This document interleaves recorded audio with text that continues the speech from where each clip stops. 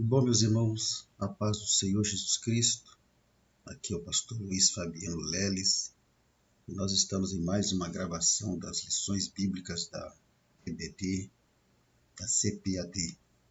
Esse trimestre estamos estudando sobre a Igreja de Cristo e o Império do Mal. Para você que ainda não conhece o meu trabalho, nós disponibilizamos subsídios e gravamos aula em vídeo da ministração das lições da EBD. Quero lembrar aos amados irmãos e a você que está nos conhecendo pela primeira vez principalmente, que a nossa gravação ela é 100% amadora. Nós gravamos no ambiente residencial, então pode ser que você ouça algum barulho externo de carro passando, mas nada que vá atrapalhar você entender a ministração da lição.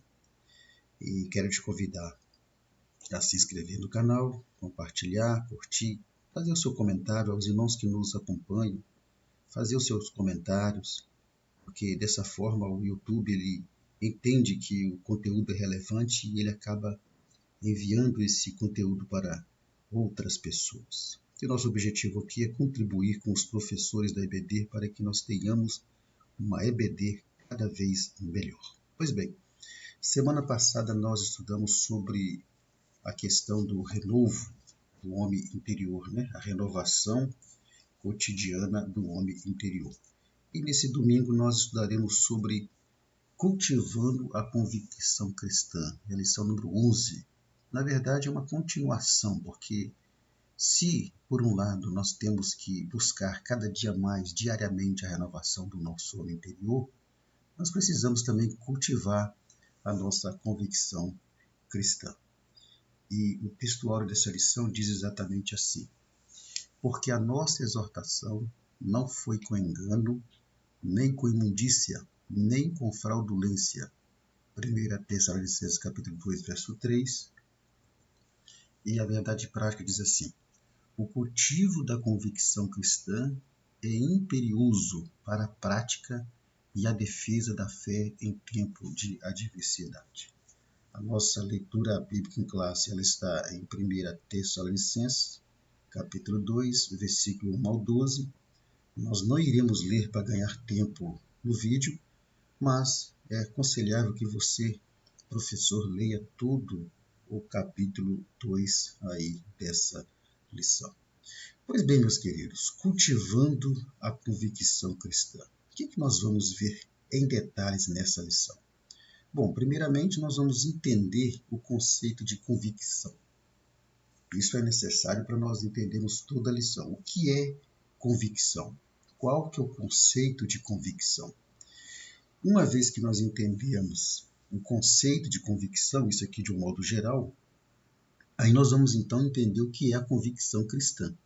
Por isso que nós temos que entender primeiramente o que é o termo convicção, o que significa, para depois entendermos, evidentemente, o que é a convicção cristã, que é o objeto de estudo da nossa lição.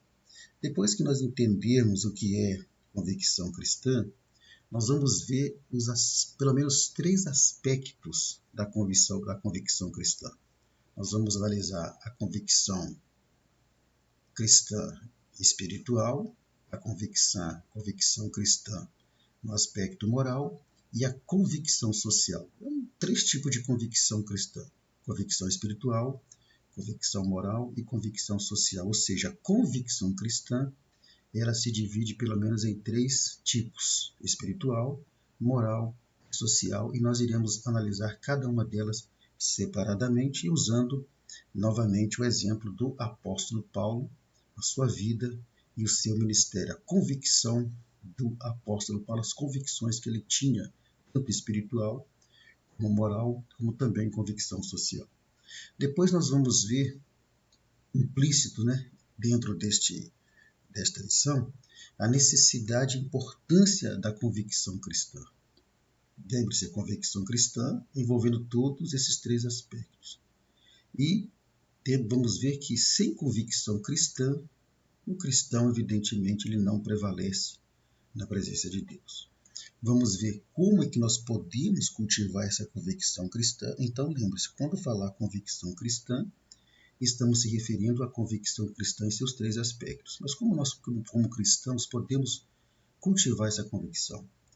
Por último, vamos ver os resultados também dentro da lição, os resultados da convicção cristã, e na conclusão nós vamos ver qual deve ser a postura do cristão em relação à convicção cristã em seus três aspectos aqui estudados nessa lição. Pois bem, vamos então ao nosso primeiro tópico. Bom, no nosso primeiro tópico nós vamos analisar o primeiro aspecto da convicção cristã. Então, quando se fala em convicção cristã, nós estamos falando em convicção espiritual, em convicção moral e convicção social. Então, nesse primeiro tópico, analisaremos sobre a convicção espiritual. Bom, para entendermos o que é convicção espiritual, nós temos primeiramente entender o conceito de convicção. Quando você olha a imagem que nós colocamos aí, sugestiva, essa imagem já nos dá uma ideia do que é convicção. Então, em termos gerais, a convicção é uma firme certeza sobre algo em que se acredita. Então, quando eu falo em convicção, eu estou falando de uma certeza que eu tenho daquilo que eu creio, daquilo que eu acredito, daquilo que eu sei. E essa certeza que a gente tem, ela vem de algum lugar. De onde que ela vem? Ela se oriunda, então, a partir de provas. Né? É assim que, por exemplo, a justiça chega à convicção da atuação de um crime, né? Da atuação de um crime. Essa certeza, ela vem por motivo de natureza particular. Essa certeza, quando fala certeza, é convicção, porque convicção é a firme certeza, ela vem também como resultado da influência ou persuasão de outrem. Então, quando nós estamos falando de convicção, nós estamos falando exatamente de uma firme certeza sobre algo ou sobre alguma coisa. Isso é a convicção. Por exemplo, a imagem que nós estamos vendo aí sugestivamente, você vê um homem em que à frente dele tem vários caminhos, estradas pelas quais ele pode passar. Mas ele tem convicção por qual caminho que ele deve seguir. Ou seja, entre todas essas estradas que está à frente dele, existe uma, ele está com a placa na mão, que é este o caminho que ele deve seguir, e ele tem a certeza, a firme certeza, que independente das demais estradas, é essa estrada, é este caminho que ele tem que seguir. Isso é o quê? Convicção. Então, a pessoa que tem convicção, a primeira coisa que ela faz é transmitir essa convicção para outras pessoas. E a segunda coisa da pessoa que tem convicção é que ela não se move dessa convicção, ela não se move dessa certeza. Então, nessa imagem que estamos vendo aí, esse homem tem uma firme certeza que é este caminho que ele deve seguir, que ninguém e nada vai fazê-lo tomar outra estrada ou tomar outro caminho. Então, isso é o que? Convicção. Então, quando eu entendo que convicção é uma firme certeza sobre algo em que se acredita, logo então eu vou entender o que é convicção cristã. Então, o que é convicção cristã? Bom, a convicção cristã se refere exatamente a uma certeza, ou seja, uma firme certeza que o cristão tem em tudo aquilo que a Bíblia ensina acerca de Deus e da sua vontade. Então, essa convicção cristã, na verdade, é uma certeza espiritual. Então, refere-se, na verdade, a uma convicção espiritual que resulta de vários fatores, do poder do Espírito Santo e da própria palavra de Deus. Então, vimos lá em cima que convicção significa certeza, firme certeza sobre algo em que se acredita e que tem uma origem. Da mesma forma, a convicção espiritual é a firme certeza, né, que o cristão tem sobre tudo aquilo que a Bíblia ensina e que provém exatamente da palavra de Deus. Então, por exemplo, um crente ele tem que ter a convicção da sua salvação, a firme certeza da sua salvação. Então, se o crente ele não tem certeza que se ele morrer de uma hora para outra, seja por qualquer motivo, ele fica em dúvida acerca da sua situação espiritual de salvação, então ele não tem convicção, ele não tem certeza. Então, isso é convicção espiritual, é a firme certeza de tudo aquilo que se refere a Deus e de que se refere à palavra de Deus. Então, uma vez que nós entendemos que isso é convicção espiritual, nós então podemos já partir para o exemplo do apóstolo Paulo, porque nós vimos que convicção é uma firme certeza, logo convicção espiritual é uma firme certeza das questões espirituais. Então, entre essas certezas, o crente tem que ter convicção e certeza da sua salvação, ele tem que ter essa convicção. E aí nós vamos ver o exemplo do apóstolo Paulo, porque o apóstolo Paulo foi um exemplo de um homem, entre muitos, da Bíblia. Mais uma vez o comentarista usa o apóstolo Paulo. Ele foi um exemplo de alguém que tinha essa convicção espiritual, essa convicção cristã. Lembre-se, a convicção cristã, ela tem um aspecto espiritual, moral e social. Então, Paulo tinha essa convicção cristã em todos os aspectos. Então, primeiro, ele tinha essa convicção espiritual. O primeiro tópico, estamos analisando sobre o primeiro aspecto da convicção cristã, que é uma convicção espiritual. E Paulo tinha, por exemplo, uma convicção espiritual acerca do Evangelho. Paulo tinha plena convicção acerca do poder do Evangelho, do poder transformador do Evangelho. Essa é uma convicção espiritual.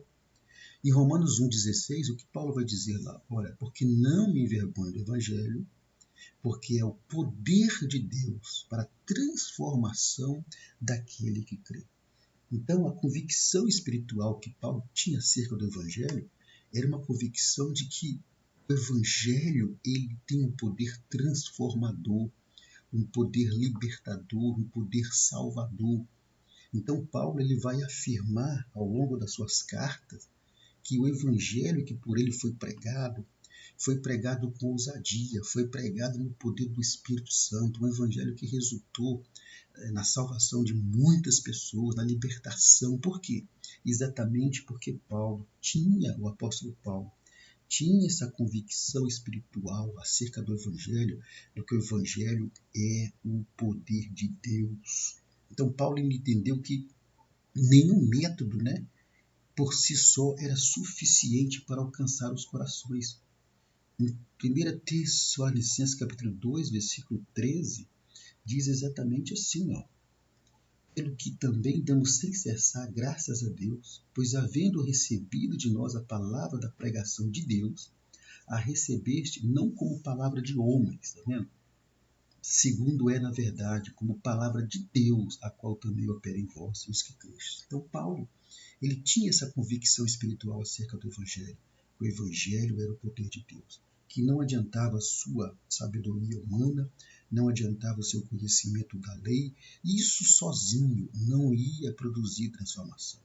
Isso sozinho não ia produzir salvação. Isso sozinho não ia produzir libertação nas pessoas.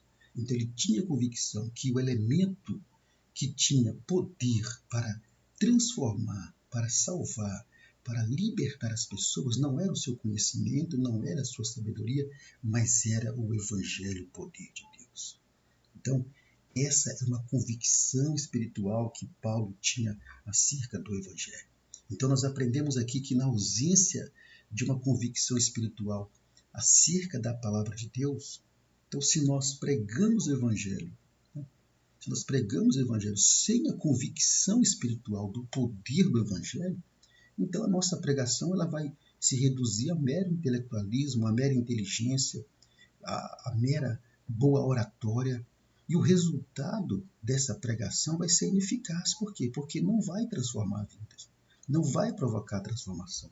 Olha o que Paulo disse lá em 1 Coríntios, no capítulo 2, no versículo 1 ao 5, ele diz exatamente assim, olha, e eu, irmãos, quando fui ter convosco, anunciando-vos o testemunho de Deus, é o Evangelho, não fui com sublimidade de palavras ou sabedoria, está vendo aqui? Porque nada me propus saber entre vós, senão a Jesus Cristo, a este crucificado. Versículo 4. A minha palavra e a minha pregação não consistiram em palavras persuasivas de sabedoria humana, mas em demonstração do poder do Espírito e de poder, exatamente para que a vossa fé não se apoiasse em sabedoria dos homens, mas no poder de Deus. Então, a convicção, a certeza espiritual que Paulo tinha acerca do Evangelho é que sem essa convicção, sem essa certeza, as pregações se reduzem a mero intelectualismo. O que nós aprendemos aqui de importante? Nós aprendemos aqui que não adianta termos uma boa oratória, não adianta elaborarmos um excelente sermão, não adianta termos muito conhecimento da Bíblia, não adianta termos MBA, mestrado em teologia, bacharelado em teologia, nada contra isso, isso é muito bom. Mas isso sozinho, sem a convicção espiritual daquilo que o Evangelho pode realmente fazer, se torna mero intelectualismo. Então não tem como você pregar um Evangelho se você não crê no poder do Evangelho. Como é que você vai pregar que Jesus liberta se você não crê que Jesus, você não tem a convicção que Jesus liberta? Como é que você vai pregar que Jesus cura se você mesmo não tem a certeza, a convicção que Jesus cura? Então, sem essa convicção, sem essa certeza, o que você pregar vai se tornar meras palavras vazias. E Paulo tinha essa convicção espiritual de que o Evangelho é o poder de Deus para transformar. Ele pregava, crendo realmente na transformação das pessoas. É óbvio que, na outra ponta, há a necessidade da pessoa ao ouvir o Evangelho e crer. Mas mesmo que a pessoa ouvindo o Evangelho não cresce, Paulo não perdia a convicção do poder do Evangelho. Porque o Evangelho tem poder para transformar. Mas na outra ponta alguém tem que crer. E mesmo não crendo, Paulo continuava tendo a certeza que o Evangelho ele é o poder de Deus. Então, essa é a primeira convicção espiritual de Paulo, uma convicção espiritual acerca do Evangelho. A outra convicção espiritual que Paulo tinha, ela era a convicção espiritual acerca da confiança em Deus. Então, estamos analisando nesse primeiro tópico, repetindo, o primeiro aspecto da convicção cristã, que é o cristão ter uma convicção espiritual. Então, a segunda convicção espiritual que Paulo tinha era exatamente uma convicção acerca da confiança em Deus. Né? Nós vimos na aula passada que no ministério de Paulo, ele sofreu várias perseguições, várias aflições, por vários lugares que ele passou, ele sofreu intensas perseguições, intensas provações. Não vamos repetir as leituras dos textos aqui, porque nós lemos na semana passada, mas você pode ler depois aí o texto em casa para você ver o tanto que Paulo sofreu durante o seu ministério. Mas, todavia, Paulo não esmoreceu. Mesmo Paulo tendo razão para poder desistir, ele prosseguiu. E por que eu coloquei a palavra razão ali em destaque? Exatamente porque se Paulo, diante de toda a perseguição que ele passou, diante de todas as aflições, problemas, traições, passou fome, sede, frio, necessidade, perseguido, apanhou, foi açoitado, teve uma ocasião que ele precisou fingir de morto para que não matassem ele, devido ao tanto que ele apanhou. Então, se ele fosse agir pela razão, ele tinha desistido. Mas Paulo, ele tinha uma convicção da confiança no Deus que ele servia. E aí, em 1 Timóteo capítulo 1:12, ele vai dizer assim: e dou graças ao que me tem confortado, a Cristo Jesus Senhor, porque me teve por fiel pondo-me no seu ministério. Desculpe aqui, irmão, 2 Timóteo, tá? 2 Timóteo capítulo 1, versículo 12, é verdade. Diz assim: por cuja causa padeço, também isto, mas não me envergonho, porque eu sei em quem tenho crido, e estou certo de que é poderoso para guardar o meu depósito até aquele dia. Eu sei em quem tenho crido. Essa expressão aqui é a demonstração da convicção de Paulo acerca da sua confiança em Deus. A imagem que nós colocamos ali sugere uma diferença entre confiar e acreditar. Veja só, Paulo não só acreditava em Deus, mas Paulo tinha uma convicção da sua confiança em Deus. A primeira imagem que você vê sugere o que para nós? Veja bem, você acredita que é possível uma pessoa fazer o que esse rapaz da primeira imagem está fazendo? Passar um cabo de aço num prédio ou outro numa certa distância e altura e atravessar nesse cabo de aço de um lado para o outro, equilibrando-se com uma vara e não cair? Você acredita que isso é possível? Eu acredito, porque na China, por exemplo, fazem muito isso. Mas aí eu pergunto a você, você confia em montar na cacunda desse rapaz da primeira imagem e atravessar esse cabo de aço junto com ele? Eu tenho certeza que não, muito menos eu. Então veja bem, você acredita que é possível fazer aquilo ali, mas você não confia em sentar na cacunda dele e atravessar junto com ele. Mas quando nós temos confiança em Deus, nós atravessamos qualquer situação, porque sabemos que nós não vamos cair. Sabemos que Deus não vai nos deixar cair. Aí você vai para a segunda imagem. A segunda imagem mostra exatamente isso. Um homem que precisava chegar do outro lado, mas que a mão de Deus o sustentou. Por quê? Porque ele tem uma plena convicção da confiança que ele tem em Deus e do Deus que ele serve, e que esse Deus vai ajudá-lo a atravessar para o outro lado. Então, essa era a convicção de Paulo acerca da sua confiança em Deus. Era uma convicção que ia além do acreditar, mas era uma convicção de confiança, de que Deus não iria deixá-lo só. Então, nós aprendemos aqui nesse tópico que mesmo diante de perseguições, mesmo diante de rejeições, nós somos encorajados a não desfalecer na pregação do Evangelho. Por quê? Porque vai ter momentos que você vai ser perseguido, vai ser rejeitado, vai ser até mesmo afrontado, mas você precisa confiar e não acreditar apenas. Confiar em Deus e jamais recuar. Você tem que ter a convicção do Deus que você serve, desse Deus que está contigo, que vai te dar condição de você prosseguir, mesmo diante de um abismo que há entre você e o objetivo. Mas Deus, ele carrega você nas suas mãos e você pode atravessar tranquilo, prosseguir tranquilo, porque Deus vai estar com você. Então essa é a segunda convicção espiritual de Paulo, uma convicção acerca da confiança em Deus que Paulo tinha. E não desistiu exatamente porque eu sei em quem eu creio. Outra convicção espiritual de Paulo era a convicção que ele tinha acerca da fidelidade na pregação. Ora, nós sabemos que Deus confiou a Paulo a pregação do Evangelho. E Paulo, ele foi fiel ao Evangelho que lhe foi revelado por Cristo. 1 Coríntios capítulo 15, vamos ver aqui, capítulo 15, versículo 1 ao 5, diz exatamente assim, olha só, 15, 1 ao 5. Também vos notifico, irmãos, o Evangelho que já vos tenho anunciado, qual também recebeste e no qual também permaneceis, pelo qual também sois salvos, se o retiverdes tal como vos anunciado, se não é que crestes em vão. Porque primeiramente vos entreguei que também recebi. Cristo morreu por nossos pecados, segundo as Escrituras. O que Paulo está dizendo aqui é que ele pregou o Evangelho que ele recebeu de Cristo. Nossa lição da lição de classe, 1 Tessalonicenses, Paulo vai falar exatamente sobre isso. E ele vai dizer o seguinte aqui no versículo 4. Olha só.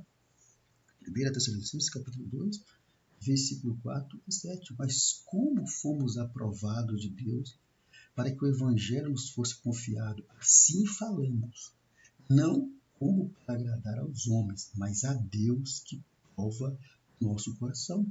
Então Paulo está dizendo aqui que ele pregou o Evangelho que Jesus lhe revelou.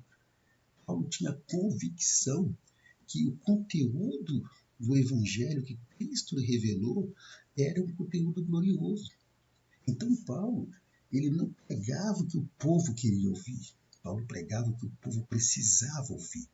E o que o povo precisava ouvir? Era uma mensagem de salvação, uma mensagem não para esta vida, mas uma mensagem para a vida eterna. Então hoje nós vemos uma situação e a imagem que você está vendo agora sugere uma situação em que estão pregando um evangelho que agrada as pessoas, mas não um evangelho para a salvação das pessoas. Então, na primeira imagem, você vê um pregador pregando um evangelho de riqueza para esta vida.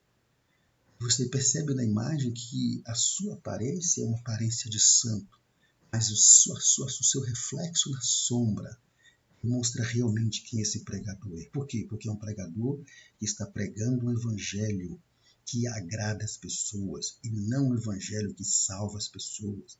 Na imagem de baixo você vê o outro pregando um evangelho de determinismo, um evangelho de exigência, um evangelho em que ele exige de Deus alguma coisa. E mais embaixo você vê Deus falando, eu pensei que o Deus aqui era eu e não você. Que é esse o evangelho que está sendo pregado aí. Então Paulo tinha uma convicção espiritual de que ele era fiel na pregação do evangelho. Então o que nós aprendemos aqui é que na pregação e no ensino do evangelho nós somos exortados primeiro a manter a nossa fidelidade na pregação do evangelho. Lembra? O evangelho de poder que transforma. E que nessa pregação do evangelho nós não podemos aceitar os falsificadores da palavra de Deus. Nós precisamos anunciar a Cristo com sinceridade, convicção, sinceridade e autoridade. Paulo, ele tinha tanta convicção que ele era fiel à pregação do evangelho como Cristo revelou, que ele vai alertar os irmãos sobre o falso evangelho. Lá em Gálatas capítulo 1, versículo 8 e 9, ele fala exatamente sobre o falso evangelho. Vamos ler lá, Gálatas capítulo 1, versículo 8 e 9, diz exatamente assim. Mas ainda que nós mesmos, o anjo do céu vos anuncie outro evangelho, além do que já vos tenho anunciado, seja maldito, anátema maldito. Assim como já vos dissemos, agora de novo também vos digo, se alguém vos anunciar outro evangelho, além do que já recebeste, seja anátema. Então, essa era a terceira convicção espiritual de Paulo. Ele tinha uma convicção acerca da fidelidade na pregação do evangelho. Ele não pregava o evangelho do oba-oba. O que é o evangelho do oba-oba? É aquele evangelho que venha como estás e permaneça como estás. Mas nós vimos lá atrás que a convicção que Paulo tinha acerca do evangelho é que é um evangelho que é transformador. Um evangelho que muda a vida das pessoas. Então, não é um evangelho que convida as pessoas para vir até Cristo e permanecer na mesma vida, não.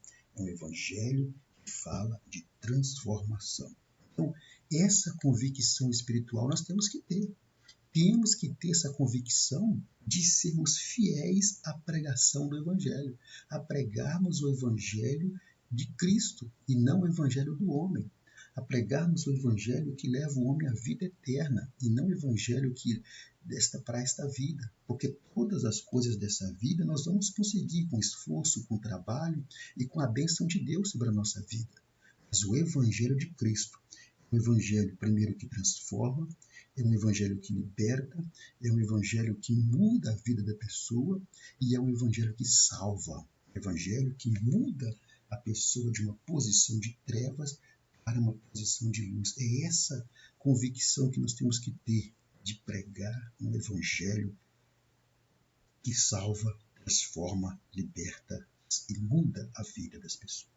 Pois bem, neste primeiro tópico, então, nós abordamos isso, mas vamos ver 2 Coríntios capítulo 2, versículo 17. O que Paulo fala para nós fecharmos esse tópico aqui? Porque nós não somos como os muitos falsificadores da palavra de Deus. Antes, falamos de Cristo com sinceridade, como Deus na presença de Deus. Então, na pregação e no ensino do Evangelho, nós temos que anunciar a Cristo com convicção espiritual, com convicção de que estamos pregando o Evangelho de Cristo e não o Evangelho do homem, com sinceridade e com autoridade. A autoridade aqui está se referindo à prática da palavra, a viver o que o Evangelho prega. Essa é a autoridade.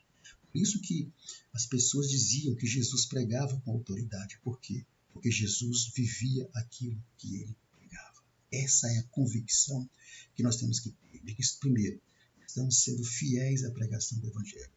Não estamos pregando o Evangelho que agradar ao homem.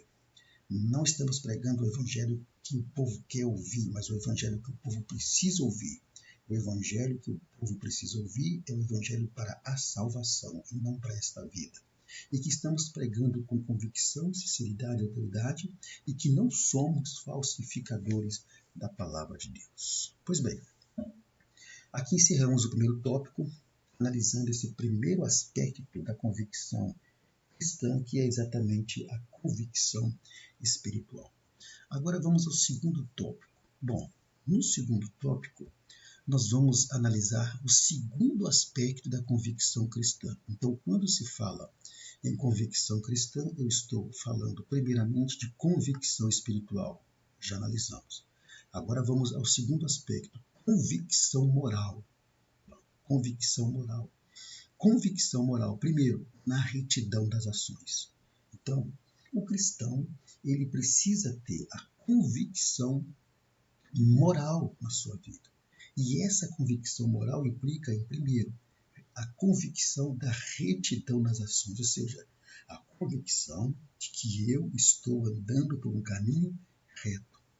Então, a imagem que você está vendo aí sugere exatamente isso.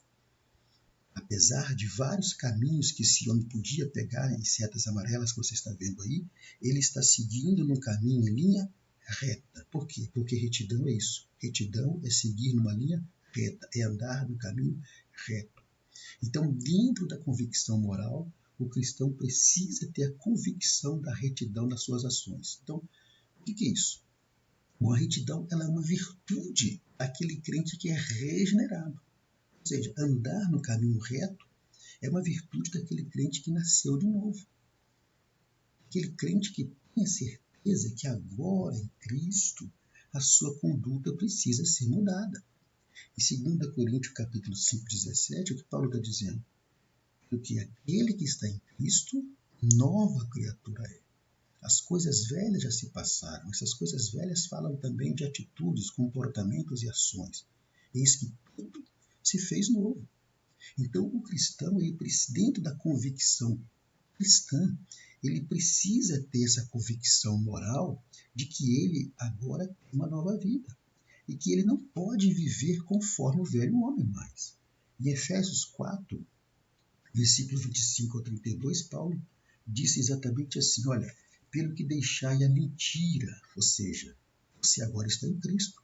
Então você precisa ter a convicção de que você não pode mais ser mentiroso. Entende? Pelo que deixar a mentira, falar a verdade com o seu próximo. Segundo, irai-vos e não pequeis. Você tem que ter a convicção, a certeza de que você não pode mais agir pela ira, pela raiva. Você não pode mais dar lugar ao diabo. Versículo 27. Aquele que furtava, não furte mais. Aquele que não trabalhava, agora trabalhe. Deixe de ser preguiçoso. Tá vendo? Não saia da vossa boca nenhuma palavra torpe. Chega de falar palavrão, gíria. Tá vendo? E não entristeçais o Espírito Santo. Então, em versículo 31, toda amargura, ira e cólera, e gritaria, blasfêmia, seja tirado do meio de vós. Sede uns para com os outros misericordiosos. Resumindo, tudo isso aqui fala do quê? Fala de uma conduta de retidão. Então, o cristão ele tem que ter essa convicção de que agora em Cristo ele não pode ter o mesmo comportamento que ele teve. Então, quando a pessoa se converte, ela aceita Cristo, se ela realmente se converteu, o que vai acontecer? Essa conversão vai operar nele uma transformação moral na vida dele. E essa transformação, né, é que vai dar para ele a convicção de que ele não pode mais ter o mesmo comportamento. Então, aquele que se diz cristão, mas que não tem essa certeza de que ele tem que mudar de vida, que ele tem que mudar de comportamento, de atitude, ter uma retidão nas suas ações, então é porque ele não tem uma convicção cristã.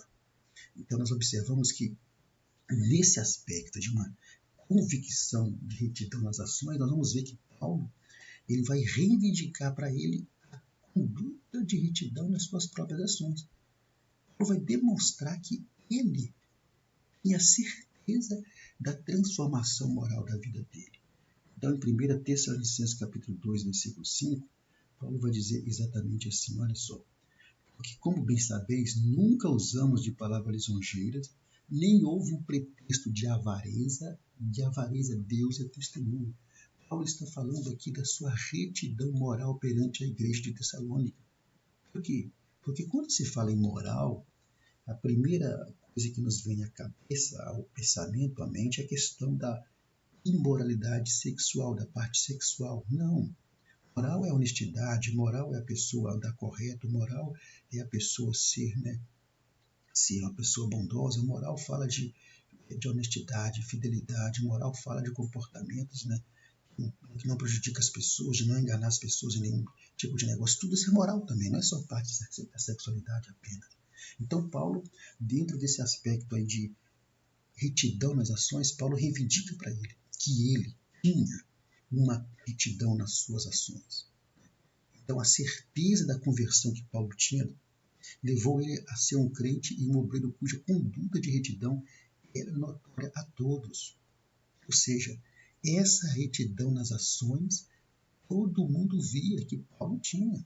Versículo 10 diz assim, olha, vós e Deus sois testemunhas quão santa, justa e irrepreensivelmente nos ouvemos para convosco. Porque ele inclui mais pessoas, estamos focando na pessoa dele. Os que crestes. Ou seja, Paulo está dizendo aqui que ele tinha uma retidão nas suas ações. Ele andava por caminhos retos. Ele não explorou o povo, não aproveitava do povo em nenhum momento. Não tentava persuadir o povo com palavras. Não tentava ali, de forma nenhuma, agir com avareza com o povo. Então, o que Paulo está dizendo aqui? Ele está reivindicando para ele essa convicção, essa certeza que ele tinha. As suas ações eram retas, as suas atitudes eram retas. Então, essa convicção o crente tem que ter.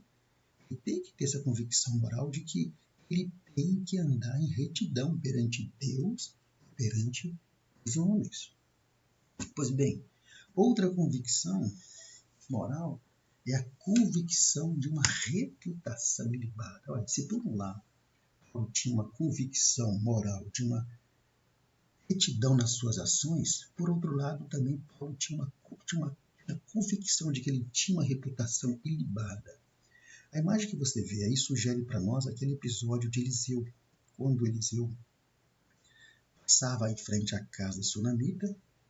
A sunamita dizia para o seu marido, olha, eu tenho visto que esse homem passa todos os dias aqui em frente à nossa casa, é o quê? É um santo homem de Deus. Preparou um quartinho para ele descansar ali, conforme conhecemos a história. Isso mostra o quê? Mostra a reputação ilibada que Eliseu tinha. Então, o que é uma reputação ilibada? Olha, quando se fala em reputação ilibada, essa palavra, esse termo, reputação ilibada, é uma expressão que se refere a uma pessoa ou uma entidade que possui um histórico de vida livre de qualquer tipo de mancha, qualquer tipo de má conduta, qualquer tipo de escândalo, qualquer tipo de atividade criminosa ou desonestidade. Esse é um conceito geral de reputação ilibada. Olha, aquele homem não há nada na reputação dele que o condene. Isso é o quê? Uma reputação ilibada. Então, uma pessoa que tem uma reputação ilibada implica em que, primeiro, uma pessoa que tem reputação ilibada, ele é reconhecido por todos como alguém que age de forma ética, de forma honesta, de forma respeitável. Isso em todos os aspectos da vida dele, tanto pessoal como profissional. Então, se alguém chega para você e fala assim, olha, desculpa, por exemplo, digamos que você está numa empresa, trabalha numa empresa. Aí na empresa você faz comentário que um colega de uma repartição é crente.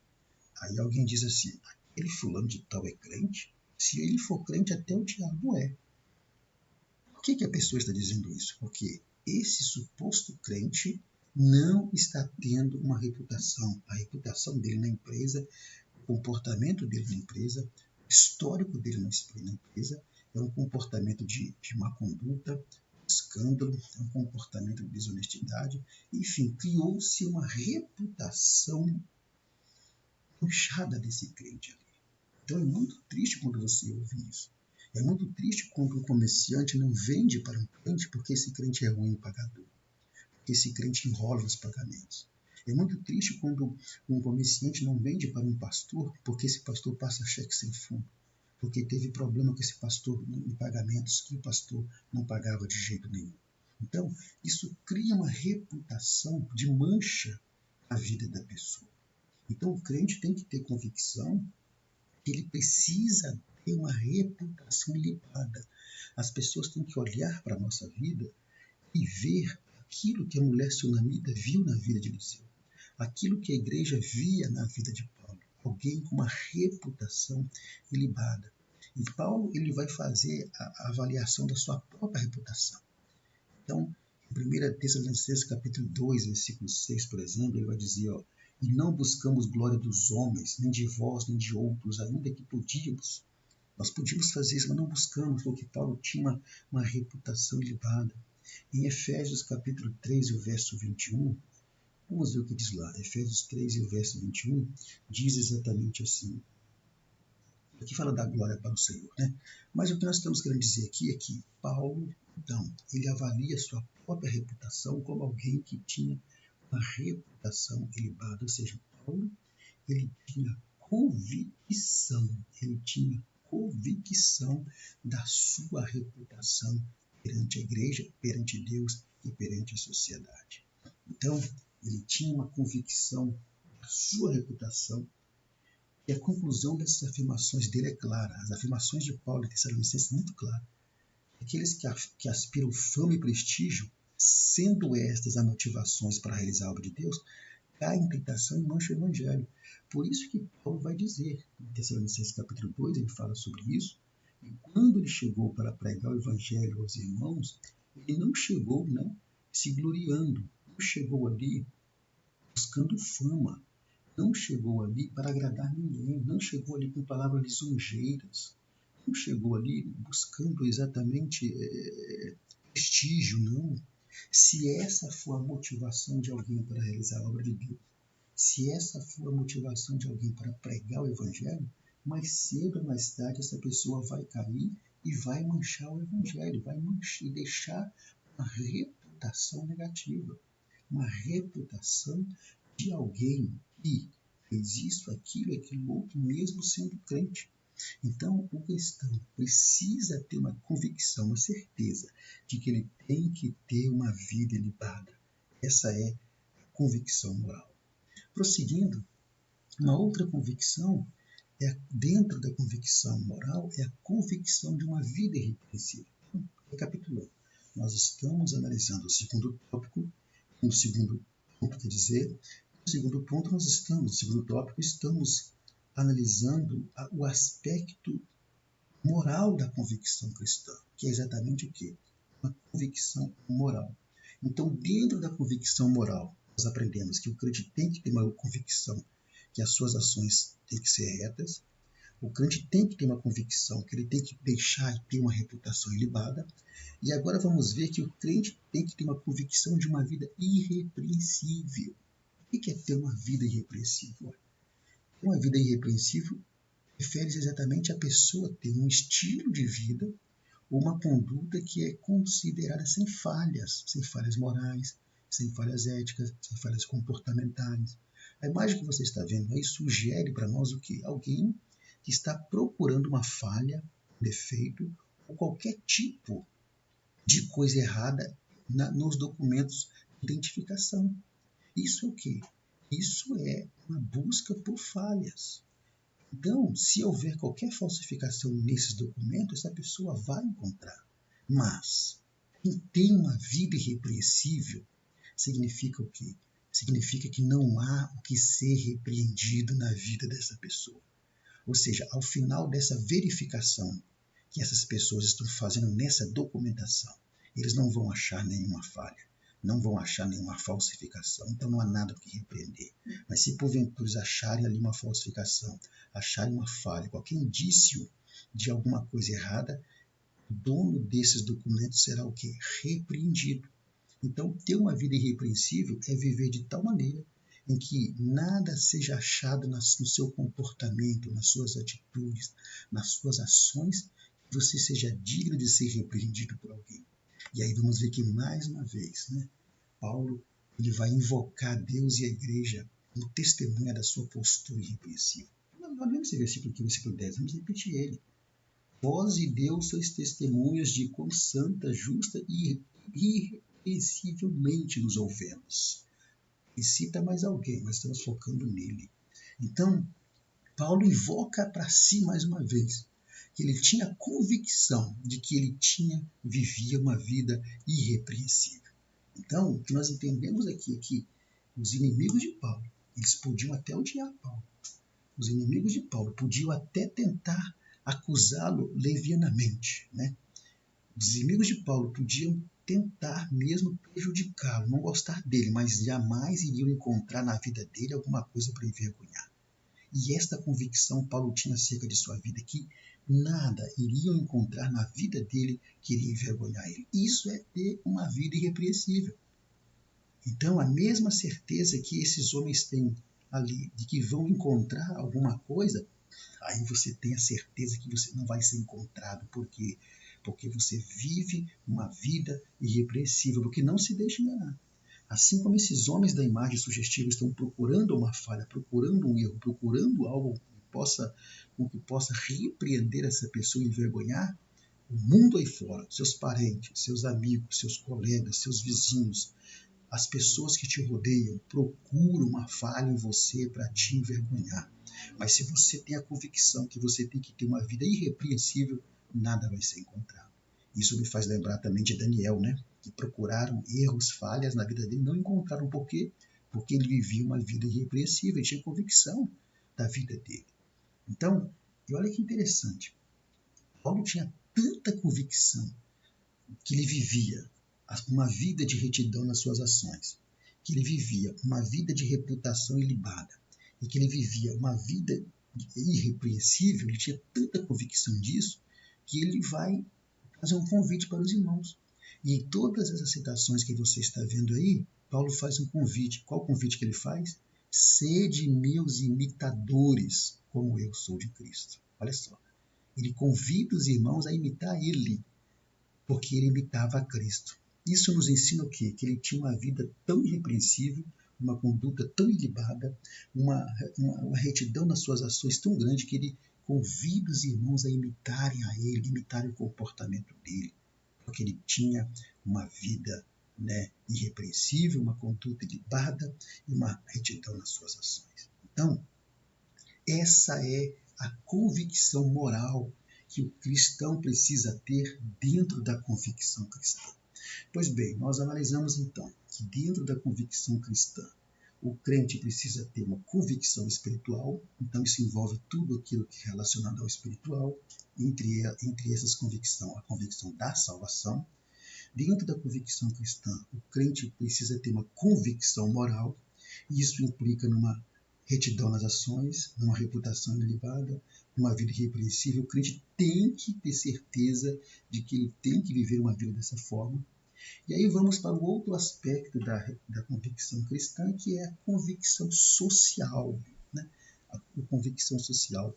Dentro dessa convicção social, a igreja precisa, primeiro, ter a convicção da sua missão.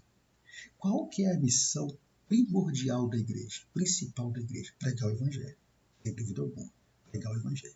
Mas a igreja tem que ter certeza também, lembre-se, convicção é certeza, certeza é convicção.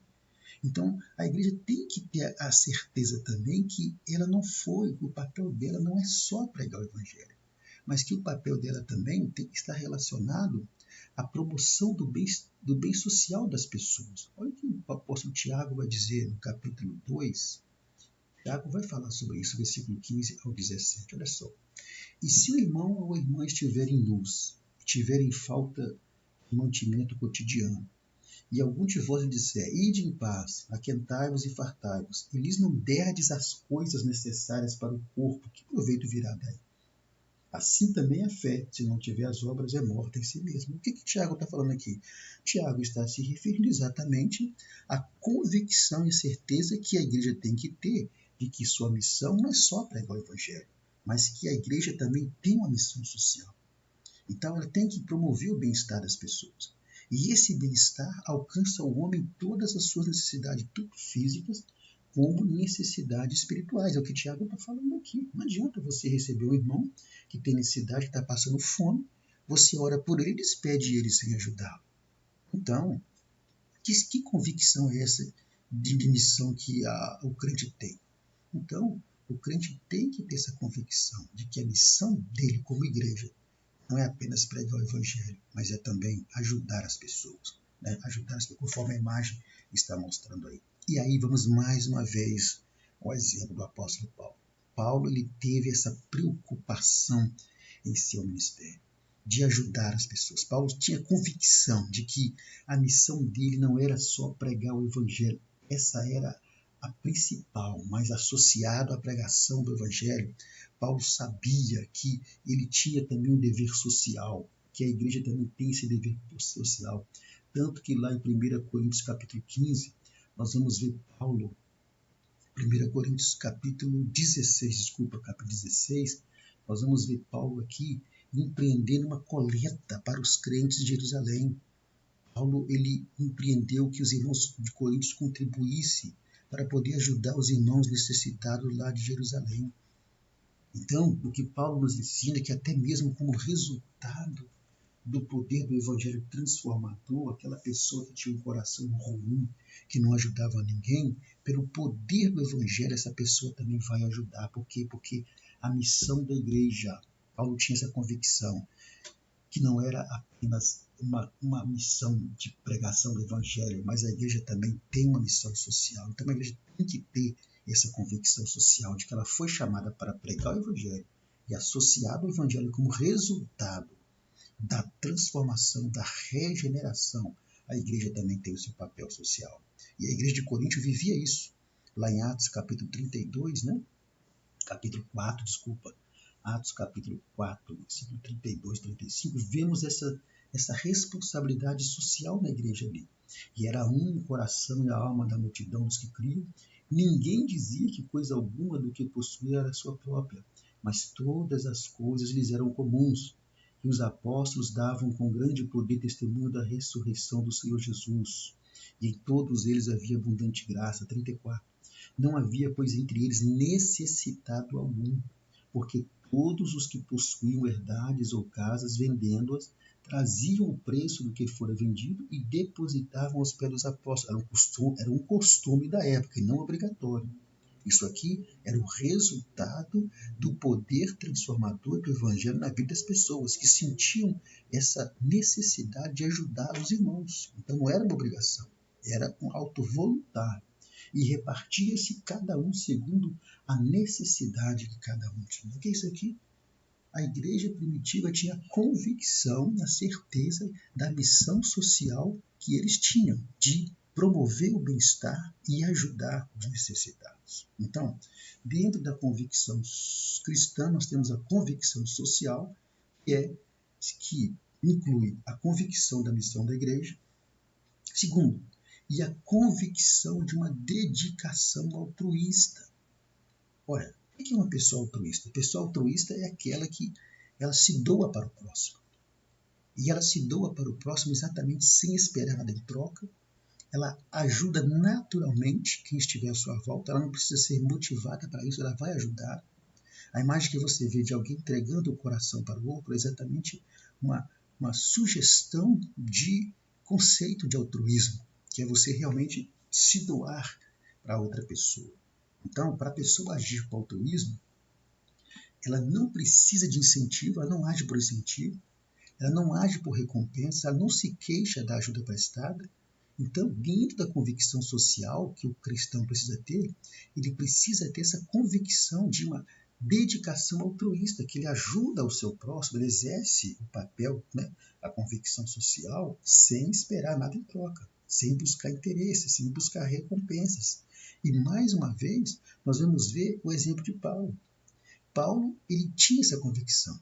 Paulo, ele tinha a convicção que o seu chamado era um chamado para exercer um ministério altruísta, um ministério em que ele se doava para o outro.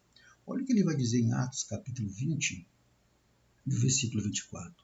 Ele diz exatamente assim, olha só: mas em nada tenho a minha vida por preciosa, contanto que cumpra com alegria a minha carreira e o ministério que recebi do Senhor Jesus, para dar testemunho do Evangelho da graça de Deus. Qual que era a carreira aqui que ele está se referindo?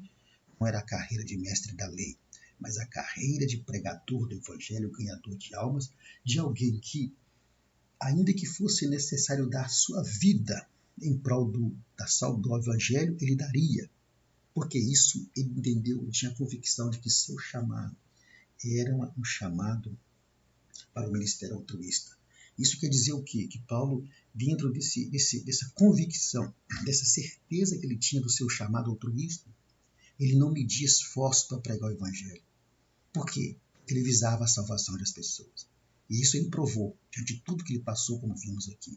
E outro detalhe ainda, Paulo, para não ser pesado para a igreja, para não ser pesado financeiramente aos irmãos, ele preferia trabalhar para se sustentar do que ser pesado financeiramente aos irmãos. O que ele vai dizer lá em 1 Tessalonicenses, capítulo 2, no versículo 9?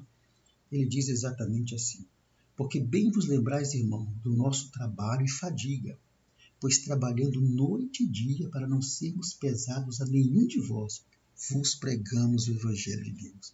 Lá em 2 Tessalonicenses, capítulo 3, o versículo 8, ele vai dizer o seguinte, olha só: nem de graça comemos o pão de homem algum, mas com trabalho e fadiga. Trabalhamos noite e dia para não sermos pesados a nenhum de vós. E do que Paulo trabalhava? Aí Atos 18, versículo 3, vem qual era a profissão de Paulo. E lá vai estar exatamente assim: e como era do mesmo ofício, ficou com eles e trabalhava, pois tinha por ofício fazer tendas. Então, Paulo, ele tinha dentro da convicção social, Paulo tinha uma convicção, tinha uma certeza de que ele não seria pesado para a igreja. Apesar dele ter direito a isso, mas ele preferia trabalhar do que ser pesado aos irmãos. Agora, é preciso entender uma coisa.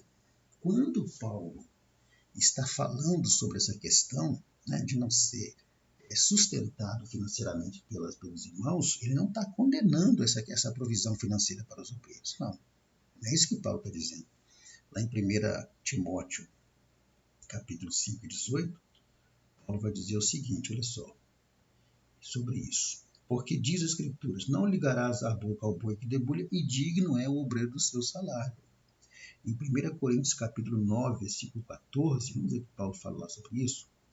1 Coríntios, capítulo 9, e o versículo 14, diz exatamente assim: assim ordenou também o Senhor aos que anunciam o Evangelho que vivam do Evangelho. Então, Paulo, quando fala que ele preferiu trabalhar do que ser sustentado pelos irmãos, ele não está, em hipótese alguma, condenando essa situação.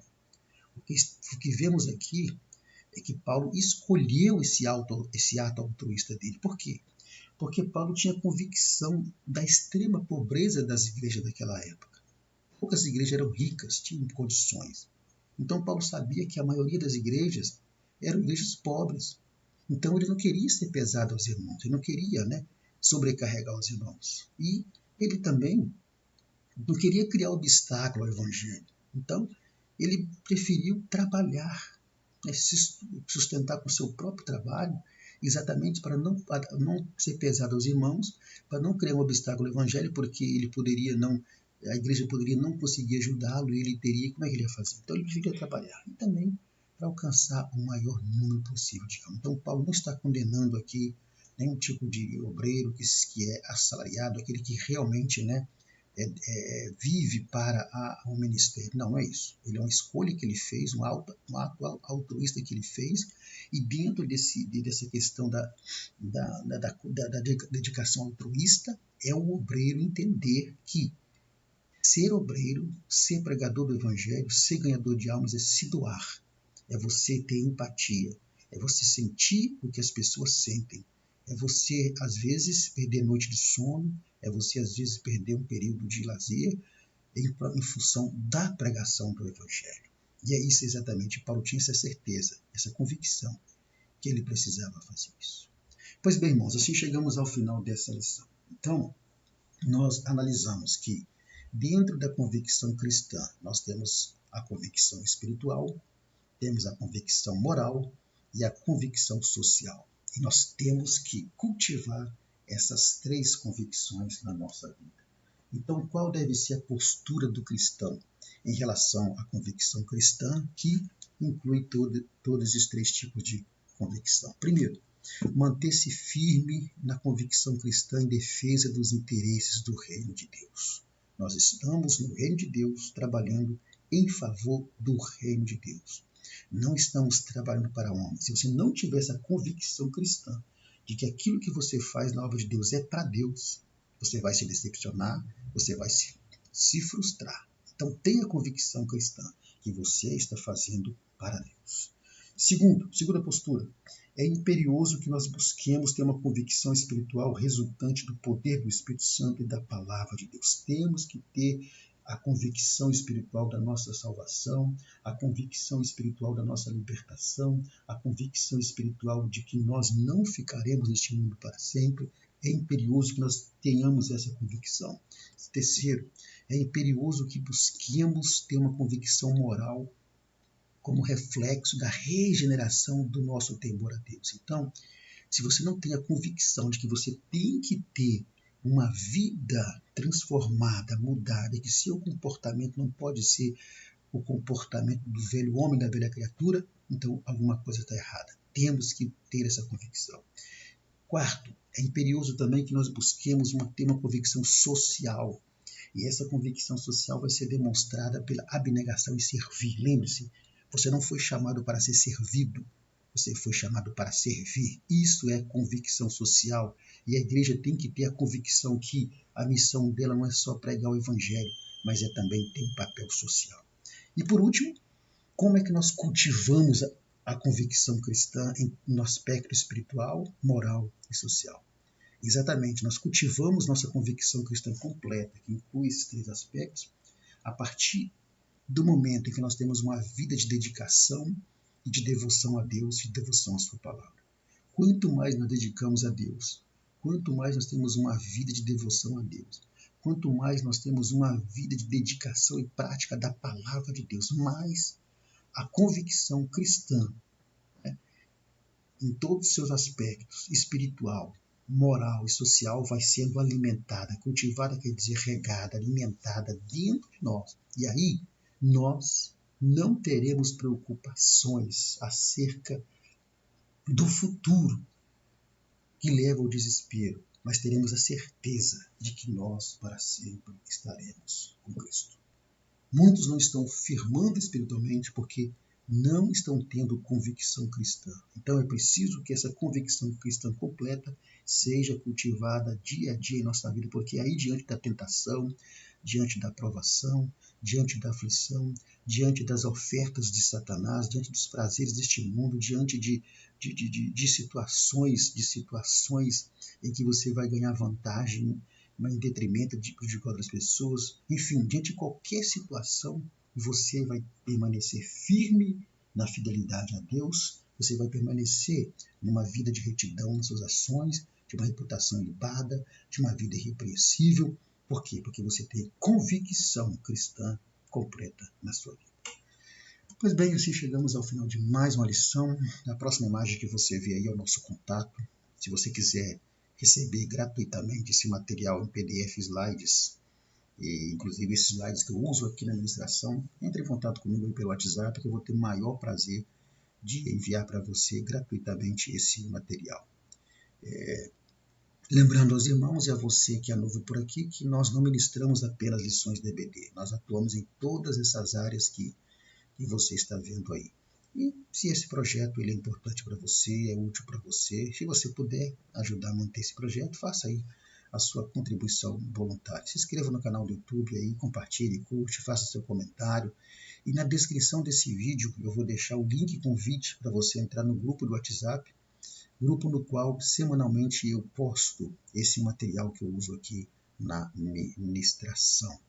Que Deus abençoe poderosamente a sua vida e lembre-se de uma coisa: se o seu chamado é ensinar, então que haja dedicação ao ensino. Que Deus abençoe a sua vida, que Deus te dê uma excelente escola dominical neste domingo. E eu estou com um projeto de, semanalmente, na gravação da aula, passar algumas sugestões práticas de melhoria para a nossa EBD. Por exemplo, às vezes, alguns comportamentos do professor diante da sala acaba prejudicando a ministração dele, prejudicando a aula. Então, eu estou montando aqui um projeto de semanalmente dar uma dica para que você, professor, tenha uma EBD cada vez melhor aí na sua ministração. Que Deus te abençoe e até a próxima semana, se o Senhor Jesus não voltar. A paz do Senhor Jesus para todos.